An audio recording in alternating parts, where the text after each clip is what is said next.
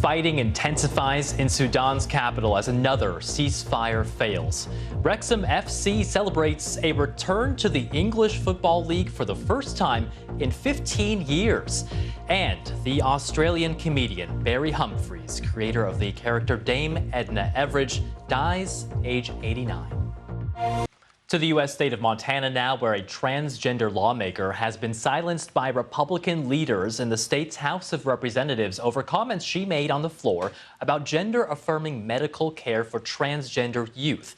Representative Zoe Zephyr is the first openly transgender person elected to Montana's legislature. Montana's House Speaker says she won't be allowed to speak about any bill on the floor until she apologizes after she said this about that bill. Lastly, I would say that there were conversations at the end of this, at the very end of the bill, the letter that says life-altering medical procedures should wait until they are adults.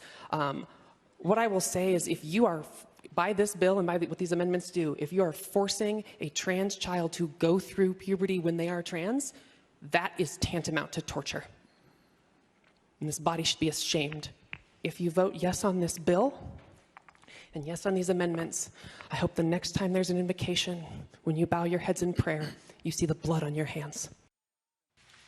To Kenya now, where there is an investigation into a Christian cult which allegedly told its followers to starve themselves to death in the hope of getting to heaven quickly.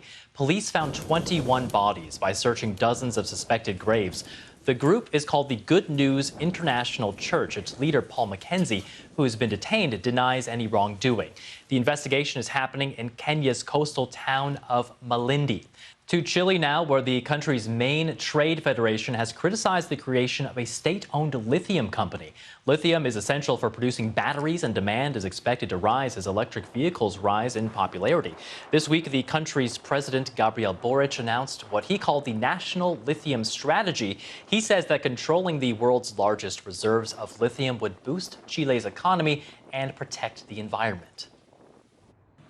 Israelis have been protesting for the 16th week in a row against plans to change the judicial system.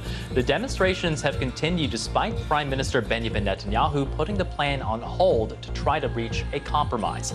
And BBC Persian has received confidential documents showing the Iranian government formed a committee to punish celebrities who took part in recent anti-government protests. Around 140 actors, athletes, and other public figures were targeted with economic sanctions, travel bans, or imprisonment. Well, it's been over 18 months now since the Taliban took control of Afghanistan. The United Nations now says it will try to get countries to decide on a unified approach to handling the country's Taliban-led government. The UN says its Secretary General Antonio Guterres will bring together top diplomats on Afghanistan next month in Doha. The Qatari capital is home to a delegation of the Taliban. Earlier remarks by his deputy, Amina Mohammed, suggested the meeting could include what she called baby steps towards an eventual conditional recognition of the Taliban government.